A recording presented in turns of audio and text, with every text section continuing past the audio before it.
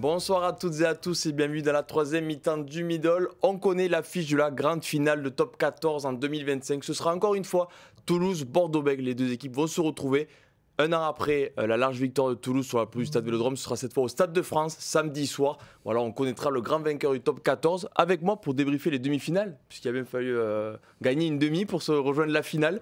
Simon Valzer, Loïc Bessière. Bonsoir messieurs. Salut tout le monde. Salut. Vous allez bien? Chaud, hein? On peut le dire de suite. Oui. Chaudement. C'est-à-dire qu'on a l'impression d'être au Groupama Stadium.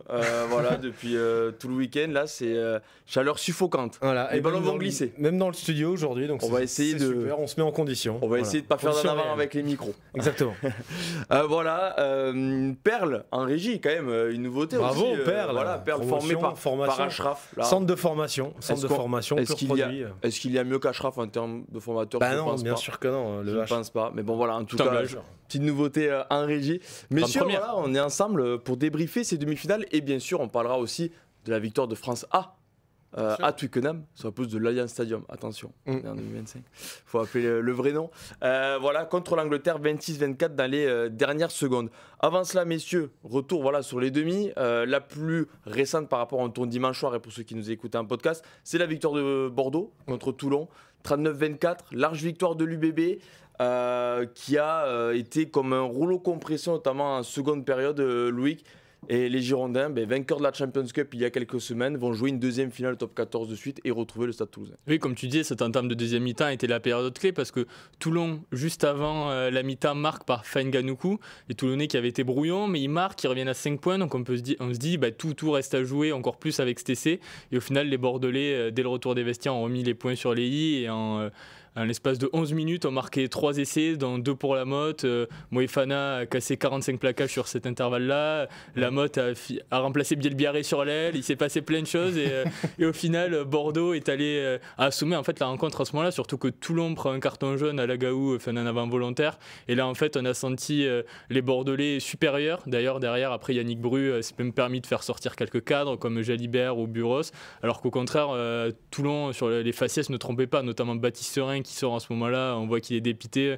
On sentait que les deux équipes avaient compris quel serait le destin de cette rencontre. Il y a eu cette sensation de rouleau compresseur en seconde période pour Bordeaux, du moins sur les 20 premières minutes du second acte, entre le retour de la mi-temps et l'heure de jeu. C'est forcément lié, mais oui, il y a eu d'un côté Bordeaux cette sensation de rouleau compresseur, et puis surtout, moi, ce qui m'a interpellé, c'est côté Toulon, vraiment cette baisse de régime, quoi. Et les Toulonnais l'ont dit à la fin du match, Jérémy Saint-Zel notamment, le centre, qui je crois termine la saison avec plus de presque 2000 minutes, 1987 je crois, un truc comme ça. Bon voilà, c'est un total absolument ahurissant. Et il l'a dit à la fin du match, les Toulonnais ont certainement perdu pas mal d'énergie dans ce match de barrage. Certes, remporté de belle manière contre les Castrets, mais on savait que les Castrets n'allaient pas se laisser faire aussi facilement. Tu es bien placé pour le savoir, Vincent. Mais du coup, c'est vrai que ce match de barrage leur a coûté. Et face à une équipe comme Bordeaux qui est en pleine confiance, qui a eu plus de temps pour se régénérer, qui a peut-être fait davantage tourner sur la saison, ce genre de truc, ce genre de problème, ça pardonne pas, quoi. C'est quoi qui marque le plus quand on regarde cette équipe de Bordeaux qui a quand même remporté son premier gros titre il y a quelques semaines? On pouvait se dire, est-ce qu'il va pas avoir un peu de décompression? Il y a cette Champions Cup, les célébrations, longue célébration est logique après ce sacre. Et au final, pas du tout. Bordeaux, il y a eu quelques bas ou des matchs un peu moins convaincants ces dernières semaines, mais là, contre Toulon, où beaucoup de monde voyait ce RCT, moi y compris, vraiment embêté, voire plus cette Union Bordeaux-Bègles. Bon, au final, il n'y a pas eu match. À l'heure de jeu, le sort de la rencontre était scellé. Qu'est-ce qui impressionne le plus? Moi, ce qui m'a le plus impressionné, c'est que les cadres sont au rendez-vous, en fait, parce que Moefana a été très dominant, Lamotte met un triplé, en deuxième ligne, il manquait Coleman, mais au final, Petit fait un super match. Jalibert, avant, des fois, quand il passait à côté d'une rencontre, il passait totalement à côté. Là, sur la première mi-temps, on l'a pas trop vu, il s'est fait contrer. Mais voilà, il a réussi à sortir au moment où il fallait, cette délicieuse passe au pied pour Damien Penaud. Et au final, on se rend compte que Bordeaux est porté par ses cadres, malgré l'absence de certains, parce qu'on peut se dire, Coleman devant, ça a manqué de puissance. Bielbiarré, voilà, on sait que le danger peut venir à n'importe quel moment avec Bielbiarré. Et là, il a manqué certains, les autres ont pris le relais pour amener ce Bordeaux en finale. J'ai beaucoup aimé Samou aussi en troisième ligne. Oui, bien sûr. Vraiment, ils ont, vraiment les porteurs de balles girondins ont complètement éteint leur vis-à-vis, quoi. Il n'y a pas match, quoi. Sur le papier, Samu a été nettement plus dominant que Facundo Isa, qui a été malheureusement une fois de plus dans un jour sans, alors que la semaine dernière il avait été vraiment dominant face au CO. Il avait vraiment sorti une prestation XXL. Donc et voilà, Jérémy Saint-Zel, on l'a dit, a subi la loi de Yoram Moefana. Bon, je pense qu'individuellement tous les Girondins ont pris l'ascendant sur leur vis-à-vis, et voilà, quand tu mets tout ça bout à bout, à la fin il n'y a pas photo, quoi. Il n'y a pas photo, il y a une finale Toulouse-Bordeaux. Messieurs, est-ce que déjà des finales logiques, on a envie de dire oui, le premier contre le deuxième, le top 14, les deux équipes qui étaient déjà l'année dernière à ce même stade de la compétition, pour la suite que l'on connaît, pour les Girondins qui en ont énormément parlé. Je pense qu'on va leur rappeler énormément ce match au Vélodrome, le 5-9-3. La semaine va être longue. Si certains l'ont oublié, voilà, la saison dernière, Bordeaux s'est incliné 5-9-3 en finale contre Toulouse. Le contexte est totalement différent déjà. Est-ce que on doit s'appuyer sur ce match du côté de Bordeaux pour prouver ce qui a changé par rapport au contexte, comme je disais avant cette finale au Vélodrome, où il faut complètement oublier pour ne pas se rappeler les très très mauvais souvenirs? Déjà, les Girondins ont montré qu'ils avaient oublié cette saison, vu qu'ils se sont battus 3 fois les Toulousains, 2 en phase régulière du championnat et 1 en demi-finale de Champions Cup, donc ça montre bien qu'ils ont réussi à passer au-delà. Après oui, je pense que dans leur tête il y aura un certain sentiment de revanche. Je pense qu'ils vont dire bon, vous avez mis 59-3 une fois, là cette fois c'est nous qui venons pour vous taper, donc je pense que oui, ils vont arriver revanchards. Après dans tout ce qui est dans le rugby etc, on sait que l'année dernière ils s'étaient arrivés diminués. Tamei Funa qui était blessé, Jalibert aussi, ils avaient fait le pari de les mettre titulaires, au final ils n'avaient pas réussi à amener ce qu'ils pouvaient amener habituellement, donc là c'est plutôt eux qui vont arriver dans la peau de l'équipe complète, vu que Toulouse n'a pas Movaka, Toulouse n'a pas Dupont, même si Bordeaux, on va bien voir ce que ça donne pour Coleman et Bielbiarré, mais en tout cas c'est totalement différent de l'année dernière, et je pense que les Bordelais ne reparleront pas forcément de ça, mis à part pour ce côté revanche, quoi. Il y a des revanches partout. Toulouse pour la demi-finale Champions Cup il y a quelques semaines, et du coup Bordeaux pour la finale l'année dernière. Oui, il y a des revanches, et moi je pense que, au contraire, les Girondins, ils n'ont rien oublié de cette... ils ont, comme dit Loïc, ils l'ont digéré, cette large défaite. On peut même parler d'humiliation en finale, 59-3, on n'avait jamais vu ça, quoi. C'était incroyable. Jefferson Poro en zone mixte après la victoire contre Toulouse a parlé d'humiliation, qui s'était fait humilier, qu'ils avaient vécu le pire cauchemar que pouvait vivre tout sportif, staff y compris. Non, bien sûr. Au Vélodrome. Donc là, quand tu vis des trucs comme ça, c'est terrible pour s'en relever. Force est de constater que les Girondins ont fait une très très belle saison, et qu'aujourd'hui ils méritent totalement leur place en finale. Et je pense qu'ils se sont servis de cette humiliation pour devenir meilleurs, pour travailler plus fort, pour se renforcer, pour devenir meilleurs. Et voilà, ils ont battu déjà 3 fois les Toulousains, et je pense qu'ils veulent mettre le dernier clou sur le cercueil, quoi. Ils veulent finir le boulot, et je les comprends. Mais moi, ce qui m'impressionne, c'est que moi je pensais qu'il y aurait une petite décompression après ce titre en Coupe d'Europe. C'est quand même c'est un titre majeur, c'est un titre prestigieux. Il y a des tas d'équipes qui auraient connu un creux de la vague, ou trop célébré, ou je sais pas. Ils ont quand même réussi, bon an mal an, à se remettre en selle. Et là aujourd'hui, je les vois pas fatigués, ni diminués, et surtout, je trouve qu'ils ont toujours la dalle, quoi. Ils ont toujours les crocs. Et moi, je pense qu'ils sont tout à fait capables de faire un doublé, le doublé Coupe d'Europe Top 14 cette année. Ouais, un mot sur Maxime Lamotte, le nouvel ailier casqué de l'UBB, en l'absence de Bielbiarré.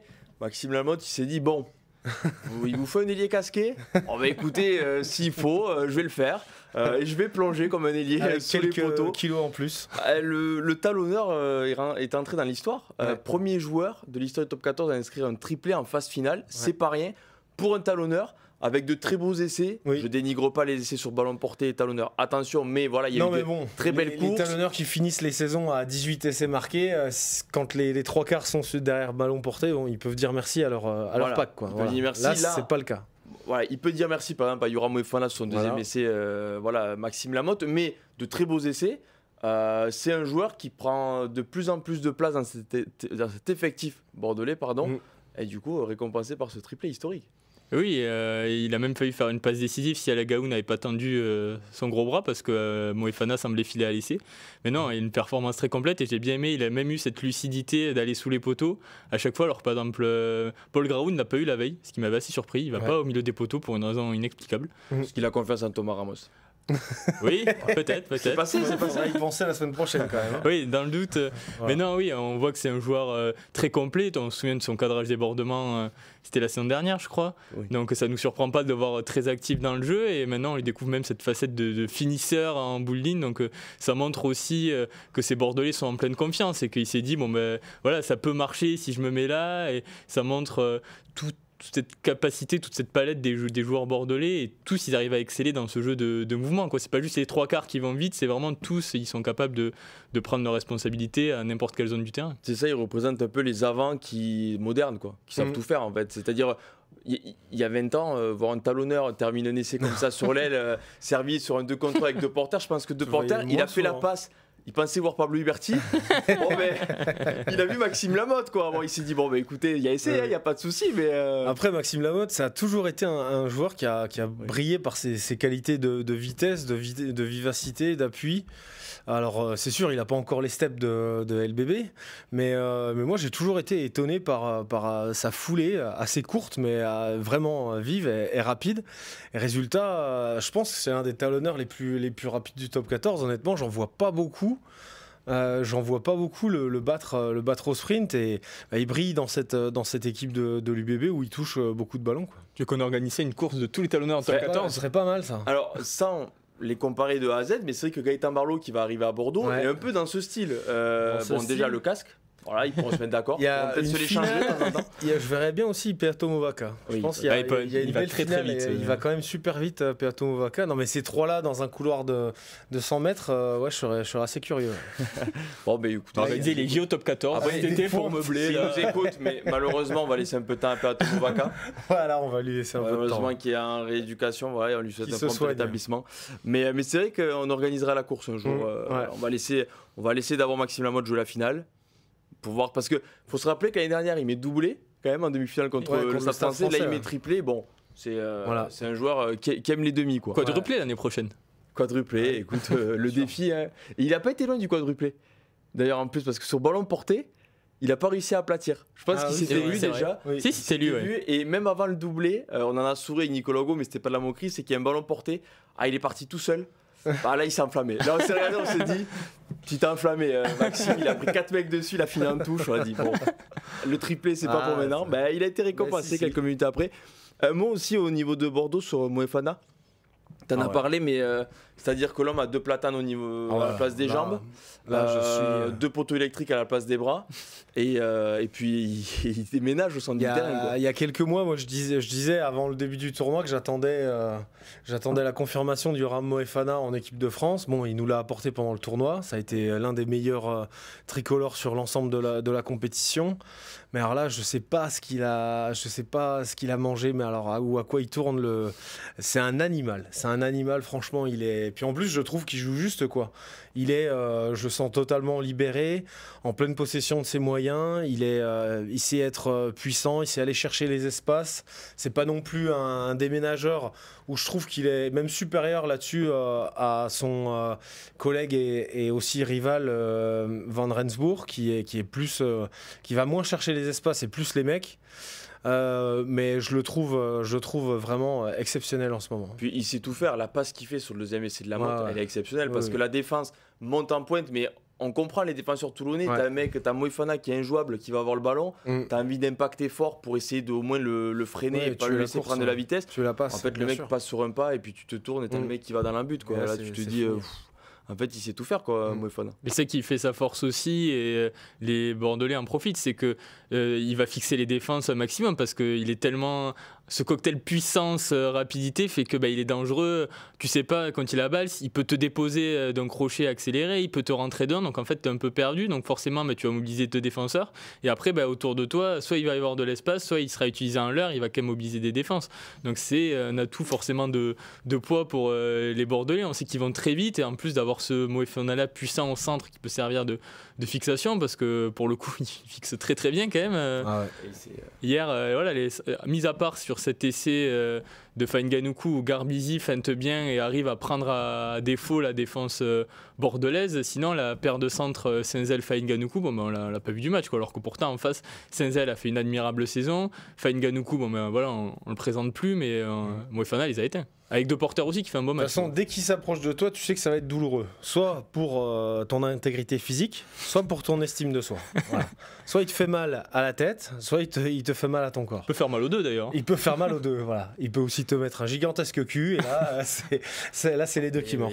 Ça fait partie des joueurs qu'on est heureux de voir en équipe de France. Et quand je vois top 14 en équipe de France. Quand je vois quand même l'entrée en jeu, je sais pas si on en parlera tout à l'heure, hein, quand je vois l'entrée en jeu de Pitaaki, qui à mon avis était piqué d'être remplaçant sur la première demi-finale, je me dis qu'il va y avoir et si Pitaaki est finalement titularisé le week-end prochain, je me dis qu'il va y avoir un véritable choc des titans au centre du terrain au Stade de France. Bah justement, là je me mettrai pas au milieu. Ce choc des titans avait un peu déçu en demi-finale de Champions Cup. Au final, Pitaaki était passé, on l'avait pas vu. Mais ouais. Mais après oui, après la demi-finale, voilà, je pense que le contexte sera différent. Après il fait une sacrée entrée Pitaaki. Hein. Ouais, il fait une sacrée entrée. On peut en parler, voilà, de Toulouse parce que il y a un débat qui est favori, c'est l'éternel jeu. Attention, Bordeaux sur la dynamique, mais Toulouse à l'expérience. Ils n'ont pas perdu les finales depuis de nombreuses années. Voilà, ils ont 23 Brennus, ils sont double tenants du titre. Bon, voilà. Mais on ne sait pas trop.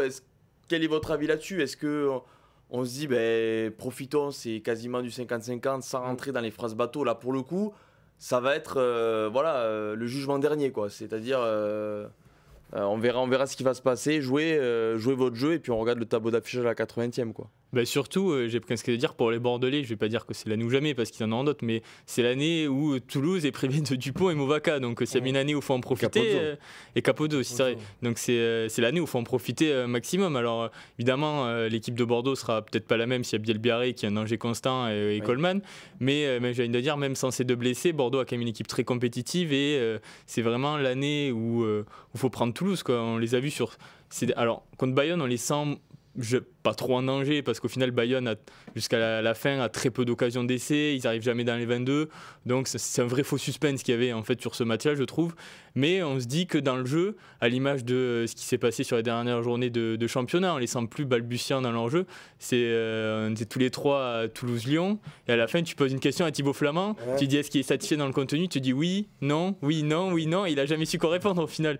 Donc j'ai trouvé Toulouse un peu dans le jeu, dans la continuité de ces derniers matchs-là, et je me dis justement ce manque de fluidité peut faire que Bordeaux est favori à 51-49. Est-ce que François Cros l'a dit, le message d'Hugo Mola est passé aux gros joueurs? Je ne sais pas si vous avez vu la phrase, mais Hugo Mola regrettait le nombreuses fautes de ces gros joueurs. Alors on a compris internationaux, jusqu'après il a fait une référence à Fabien Galtier, qu'il allait appeler Fabien Galtier pour leur demander comment il les entraînait, tout ça. Un gros joueur, s'il fait 2 fois la même faute, c'est un abruti. Voilà, phrase d'Hugo Mola. Bon, et en zone mixte, François Cros est arrivé. Ça a été une des premières questions. Il dit Hugo Mola vient de dire ça. Bon, ça l'a fait sourire, François Cros. mais il a dit que le message était passé. Mais c'est vrai qu'il y a aussi ce côté revanchard pour Toulouse face à l'UBB, certes, mais aussi oui, on n'a pas Dupont, on n'a pas Movaca, on n'a pas Capozzo, mais on n'a surtout pas Dupont depuis mars. Voilà. Attention, ne nous enterrez pas trop vite quand même. On a aussi ce sentiment dans l'esprit des Toulousains qui prend de la place, quoi. Non, c'est sûr. Après, moi, je rejoins tout à fait ce qu'a dit Loïc. Moi, je donnerais même un petit peu plus que 51-49. Je mettrais Bordeaux en favori de façon un peu plus nette. Ça, je dirais, allez, 60-40, mais c'est vraiment, si j'analyse les demi-finales et puis les derniers matchs sur les semaines qui viennent de s'écouler, voilà, clairement, contre Bayonne, j'ai pas retrouvé le Stade Toulousain des années précédentes. Après, il y a eu du mieux, clairement. Il y a des joueurs, le retour de joueurs comme Thomas Ramos qui change tout. Il y a un triangle arrière qui fait rêver. Il y a d'énormes individualités, un Thibaut Flamand qui est en forme olympique aussi. Mais c'est sûr que en termes de collectif, ils m'ont pas donné la même impression ils n'ont pas livré la même prestation que les Girondins face à Toulon, qui, je pense, Toulon était encore plus armé que l'aviron bayonnais. Donc c'est sûr que moi j'ai une petite réserve. Après, on sait que les Toulousains, ils sont extrêmement forts Voilà, pour répondre, mais c'est même pas répondre au présent, quoi. C'est pour se sublimer dans les occasions, dans les grandes occasions. Et on a bien senti que le staff, et notamment Hugo Mola, avait actionné des leviers, il avait appuyé sur des boutons, que ça commence déjà à répondre. Et là, tous les Toulousains, ils vont avoir, ils sentent bien que tout le monde va parler, va dire que les Bordelais sont favoris. D'ailleurs, c'était assez saisissant de voir que les Bordelais étaient les premiers à rejeter ce statut de favori en disant, Maxime Lucu qui dit ouais, le Brennus est attitré au Stade Toulousain, il voulait surtout pas de ce costume. Mais non, je suis désolé, c'est eux qui vont le porter ce coup-là. Et à mon sens, le Stade Toulousain fait figure d'outsider pour aussi toutes les raisons qu'a évoqué Hugo Mola. Ils ont vécu une saison, alors en enfer c'est peut-être un peu trop, mais ils ont vécu une saison plus difficile et où ils ont eu plus de peine que les autres, même s'ils ont battu plein de records, même s'ils ont fini premier avec beaucoup d'avance et tout ça. C'est sûr qu'ils ont eu plus de difficultés, et même sur le terrain on les voit davantage galérer. C'est pour ça que moi je placerais je placerais nettement l'UBB en favori, et ça fait quelques semaines que je pense que l'UBB est très bien placé pour signer ce doublé, voire ce quadruplé si on ajoute les titres des espoirs et des féminines. C'est quand même c'est un sacré truc pour un seul club. Ouais, et d'ailleurs, chez vous, vous faites un jeu, parce que là, au match encore contre Bayonne, c'est dans un ruck, Toulouse gratte un ballon. Combien de fois c'est pas Jack Willis qui se relève avec le ballon? Parce que là, quand tu as dit les joueurs, Jack Willis, je me suis dit... Jack Willis, c'est chaque semaine pareil, mais... qui était homme du match, je me souviens, en finale 2023, contre La Rochelle, qui était pas loin d'être homme du match la saison dernière déjà. Ouais, lui aussi, je pense qu'il va avoir du boulot contre Bordeaux, parce que Bordeaux, en plus, je dis ça parce que Bordeaux a dominé Toulon au sol, vraiment. Et bon, dans les matchs comme ça, le jeu au sol... Et Bordeaux avait dominé le jeu au sol en demi-finale de Champions Cup. Donc je pense que Toulouse, ça, on a fait confiance pour s'en souvenir. Et du coup, ils vont dire Jack, mission. Voilà. Jack qui a filé qui d'ailleurs a eu un sacré duel avec Facundo Bosch, le talonneur de Bayonne, qui lui aussi était excellent dans l'épreuve du jeu au sol, et ça a été un sacré duel, les deux. Ça a été un sacré duel, et ce sera un sacré duel samedi soir au Stade de France, Toulouse-Bordeaux. Est-ce qu'on pouvait rêver mieux, sans forcément manquer de respect aux 12 autres clubs, mais quand tu as le premier contre le deuxième, tu as les deux équipes qui donnent, attention, gros guillemets, le plus internationaux au 15 de France, un 15 de France qui gagne beaucoup de matchs, tout ça. Bon, mais là, les duels, ligne par ligne. Pour moi, au-delà de ça, il y a quand même une petite rivalité qui commence à se créer entre Toulousain et Bordelais. Oui. Et forcément, ce sont les deux équipes au top. Comme il y a une dizaine d'années, on avait Clermont contre Toulon. Toulouse-La Rochelle aussi. Toulouse-La Rochelle, il n'y a pas si longtemps que ça. Voilà. Donc, je trouve que ça rajoute encore un peu plus de piment. Voilà, chacun qui dit on n'est pas favori, chacun qui veut prendre une revanche sur l'autre. Comme tu dis, c'est des duels entre tous les internationaux. Il y a des stars à chaque poste. Donc, et en plus, maintenant, il y a une petite rivalité entre eux. Donc forcément, ce match a fait saliver. Au-delà du statut, c'était le premier contre le deuxième. Donc il y a une certaine logique qui est respectée. Question volontairement provocatrice. Ntamak Jalibert, qui c'est le meilleur? Vous avez 4 heures? Pas facile. Qui a le genou dans le meilleur état, c'est une autre question. C'est vrai que Romain Ntamak a quand même officialisé qu'il allait se faire opérer, qu'il jouait sous infiltration, donc c'est pas facile. On a compris que c'était pas facile pour le joueur toulousain. Mais bon, il a dit qu'il allait serrer les dents. Il reste un match, selon lui. Voilà, donc voilà, à voir ce que ça donne. Un mot sur l'équipe de France A, Simon, que tu as suivi le match. On a regardé, voilà, cool. Et cette équipe de France, alors... Victoire à Twickenham. L'équipe de France A, bon, sur le papier, on ne sait pas trop, c'était la B, la C. Bon, il y a beaucoup de joueurs absents, tous les demi-finalistes ne pouvaient pas postuler, bien sûr, à ce match. Et il y a quand même eu victoire. Victoire arrachée dans les dernières secondes. Alors l'équipe de France a très bien commencé, a eu 40 minutes très difficiles entre la 20e et la 60e, et a très bien fini. Bon, ça a suffi pour gagner 2 petits points. Angleterre 15 aussi, qui était remanié sans les joueurs avec les Lions britanniques, les Anglais, mais il y a victoire, et ce sont des matchs comme ceux-là qui font plaisir et qui prouvent le vivier français qui est presque sans limite en fait. Moi j'ai trouvé ça très rafraîchissant comme rencontre. J'avais hâte de la voir. Je l'avais dit jeudi déjà, et c'est vrai que c'est bien de voir toutes ces nouvelles têtes ou bien ces joueurs à ces nouveaux postes. On a vu Michael Guillard faire un solide match au poste de numéro 8. Il était presque un des patrons en fait. On a vu un très bon Théo Atisogbe aussi. C'est bien. Moi je suis très content de voir ces joueurs s'exprimer comme ça. Il y a eu Tyler Duguid qui a fait de sacrés dégâts au milieu du terrain, exactement comme il le fait avec Montpellier. C'était très intéressant, et c'est bien parce que ça, pour la rotation au poste, enfin je veux dire, Si je suis à la place de Greg Aldrit, enfin si j'étais à la place de Greg Aldrit, tu vois, je regarderais le match de Michael Guillard, je me dirais ah ouais, en fait, je l'ai dans les pattes quoi, celui-là. Et c'est précisément ce qu'a voulu faire. Enfin, l'occasion sur laquelle saute Fabien Galtier pour remettre de la concurrence dans ce groupe, et c'est une très bonne chose. Puis en plus comme l'a raconté Gaël Ficou, ils ont réussi à renverser un match. Quand ils encaissent le dernier essai anglais, ils rassemblent tout le monde sous les poteaux, et ils disent bon les gars, on va marquer 2 fois et on va gagner. Et les mecs ont continué à travailler comme des chiens de la casse. Je pense à Alexandre Fischer, à Kylian Tixeron, les 2 Clermontois qu'on n'a pas beaucoup vu ballon en main, mais qui ont abattu un énorme travail. Et c'est vrai que c'est une rencontre c'était en tout cas très agréable à regarder. C'est facile le rugby en fait. Ouais, tu dis on va marquer. Bon, les gars, voilà. On met combien de points là? 22. On est 4 essais. Bon, 4 fois 7. Bon, voilà, 28. Et bien on gagne et puis on repart chez nous. Voilà, c'est facile. Voilà. Non mais c'est vrai que ça fait plaisir. C'est vrai que ces matchs-là, alors déjà, ça compte pas pour une sélection. Oui. Attention, il faut préciser. C'est-à-dire qu'il y a des joueurs, par exemple, Ali Verity du Guivalou, qui lui a eu un match compliqué, mais par exemple, c'est pas, il peut encore jouer pour les Fidji en fait.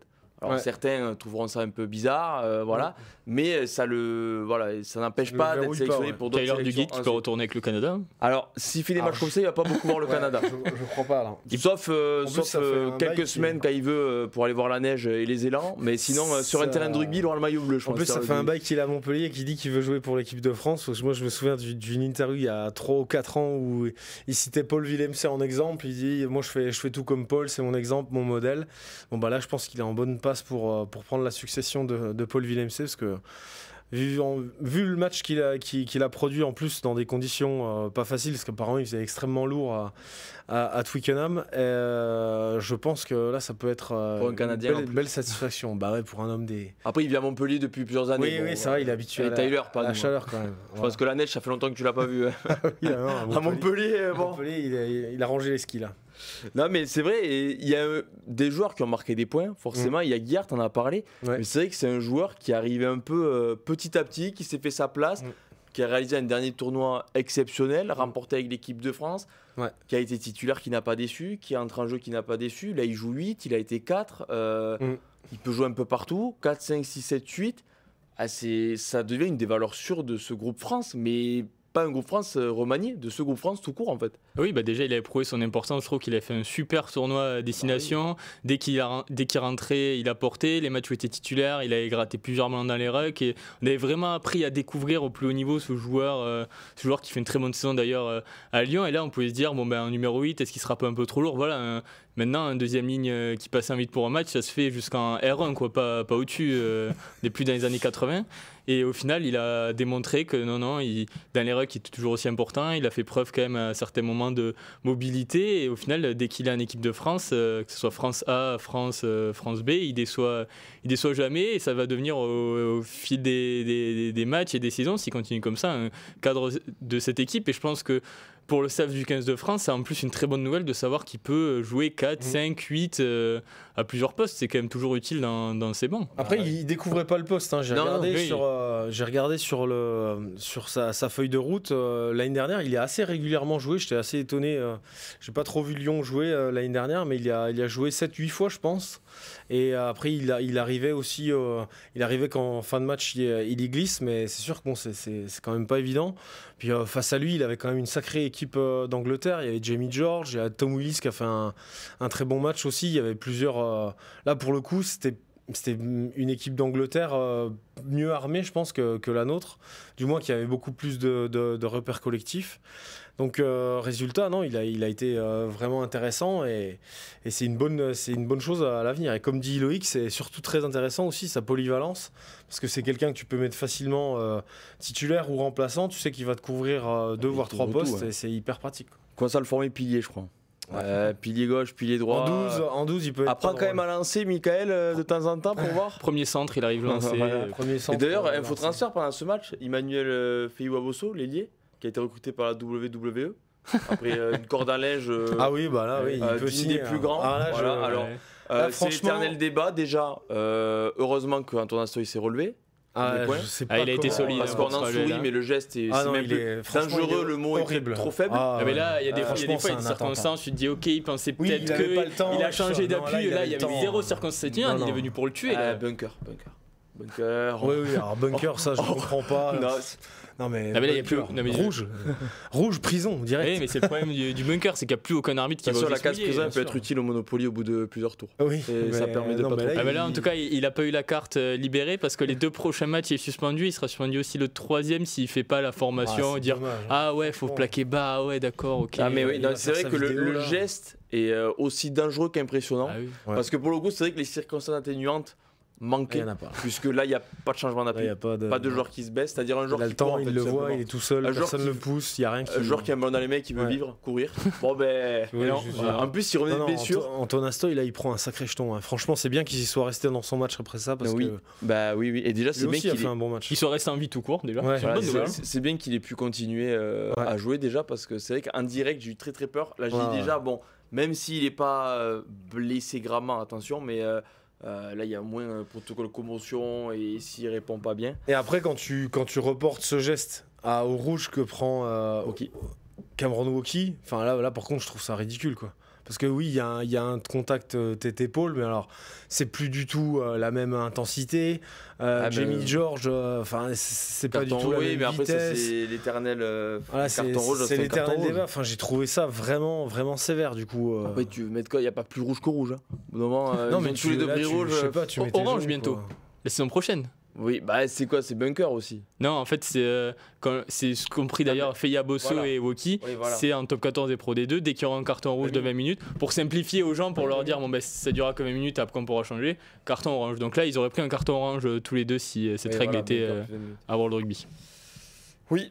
Écoutez, l'équipe de France. Un autre joueur qui t'a plu, Simon ? Emilien Gaëton. Emilien Gaëton, tout à fait d'accord. Super partition de notre petit Palois. Très bon match, remuant, tout ça, tranchant, bien, super. Surtout que ce sont des joueurs qu'on est censé quand même voir face aux All Blacks, malgré le retour des demi-finalistes perdants, donc les Bayonnais et Toulonnais qui postulent, et 5 finalistes. Il est censé y avoir 5 finalistes, donc 5 Toulousains, Bordelais, c'est pas 5 Toulousains et 5 Bordelais, c'est 5 au total. Tout, Il peut y avoir 4 d'un côté et 1 de l'autre. Mais c'est vrai que ce sont des joueurs qui sont amenés à être titulaires en Nouvelle-Zélande. Gaëton est devenu quand même un joueur cadre et habitué de l'équipe de France par rapport aux autres qu'il a à côté. Bien sûr. Mais c'est pour ça que c'est aussi rassurant de voir des joueurs comme Guillard, Gaëton qui ont déjà connu l'équipe de France, que ce soit eux qui portent en fait cette équipe et que ça ne remettent pas aux néophytes que sont Tixoron par exemple, même si les Tixoron il y a une cape en Argentine. Donc par exemple avec Alexandre Fischer, qui sont Moustin qui découvraient aussi. Même si le banc était composé de pas mal de néophytes à l'image de Paul Maez, et le banc a vraiment apporté quelque chose. Qui est droit habituellement, qui rentre à gauche, qui met son essai. Demba Bamba aussi, belle entrée de Demba Bamba. Il revient bien, Bamba. Il revient bien. Il revient très bien. Semaines, mois là, il revient très bien. Il était gravement blessé à la dernière tournée d'été contre l'Uruguay. C'est l'Uruguay, pardon. Mais il s'était grandement blessé et du coup il a travaillé dur et il est revenu. Donc, non, il a vraiment. Bamba, on a eu quelques problèmes en mêlée fermée. Et Bamba a vraiment stabilisé la mêlée française, donc c'est très bien. Et puis le Garec. Bien sûr, mais le Garec, comme d'habitude. Le Garec reste dans le Garec. Le Garec est numéro 3 de la hiérarchie. Tout sélectionneur qui voit ça, oui, mais il se dit. Il y en a tellement aussi. Le Garec qui pourrait être vice-premier ministre de l'Intérieur. Très souvent à l'intérieur, une fois de plus là. Quand t'as des pattes, la caisse et que tu sens le rugby, il peut devenir ministre de l'Intérieur. Bon voilà, donc l'équipe de France qu'on retrouvera le 5 juillet prochain. Ça va un match à Dunedin contre l'All Blacks, ce sera le premier test. Dunedin. Plein hiver. Ceux qui ne connaissent pas. Alors mais ça va être plein hiver thermique là. J'allais le dire, c'est de mon côté, c'est que le stade est fermé. Voilà. Donc là les buteurs n'ont pas d'excuses. Pour résumer, c'est peut-être un peu moins bien, un peu moins de concert qu'à la Paris La Défense Arena. Mais non, mais c'est un stade fermé et en plein hiver, tu connais bien ce pays, Simon. D'ailleurs, Simon, est-ce que tu peux me dire le résultat de la finale de Super Rugby ? Putain, tu m'as volé ma blague. J'ai pas envie de te le dire parce que. En plus, t'as mis les couleurs. Mes Chiefs ont perdu contre les terribles Crusaders. Les Crusaders 16-12. Les Crusaders qui ont fait franchement un redressement vraiment spectaculaire. Ils étaient au fond de la gamelle l'année dernière. Ils étaient même au fond de la gamelle en début de saison. On se disait Rob Penney, le manager, a été vivement critiqué, mais les joueurs ont fait corps autour de lui et ils ont réussi à décrocher ce titre. Je crois que c'est le 13e titre, hein, je sais plus, j'arrête de les compter, ça me déprime. Mais mes Chiefs commencent à devenir les Clermontois du Super Rugby, parce que 3 finales de suite perdues. Voilà, 3 finales perdues et 2 de suite contre les Crusaders. Après les Chiefs, fallait peut-être pas perdre à domicile. Il fallait peut-être pas perdre à domicile contre les. Ils auraient reçu la finale. Oui, bien sûr. Parce qu'en fait, alors là, vu que nous avons un journal à boucler, on peut pas expliquer la formule du Super Rugby. Vous savez, il y a une semaine qui arrive et puis il y a une finale de top 14 samedi prochain à 21h. J'espère qu'ils vont reprendre tout ça l'année prochaine. Et j'estime, n'importe quoi. C'est mon avis, mais j'estime que 6 jours, c'est peut-être trop court pour expliquer le format de Super Rugby. Oui, donc, je crois. Je préfère, on prendra le temps cet été, il n'y a pas trop de matchs. Voilà. Entre 2 matchs on fera une double page. On fera une double page pour expliquer le format. Merci, messieurs. Merci à toi. Merci pour cette invitation. Merci Achraf. 40 degrés merci Perle. Une note de la réalisation 18 sur 10. 18 sur 10. Ouais, carrément. Faut encourager les. C'est bien sûr, faut encourager. Le centre de formation. Merci tout le monde. Ciao, à la jeudi prochain.